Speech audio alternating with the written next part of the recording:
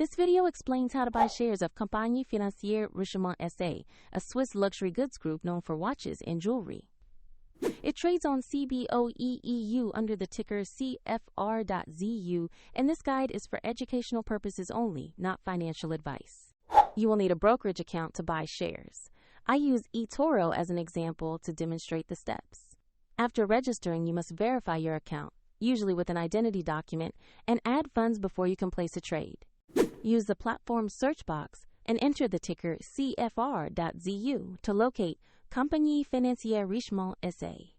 Confirm the listing name and ticker to ensure you have found the correct asset. On the asset page, you will see basic company information and a price chart to review recent movement. Double-check the company name and the CFR.ZU ticker to confirm this is the right share. To place an order, click Invest. Choose the amount to allocate, then carefully review and confirm your order. If the market is closed, your order may execute when it reopens. And if you lack sufficient funds, the platform will prompt you to add money before confirming. After the purchase, your new position will appear in your portfolio so you can monitor it there.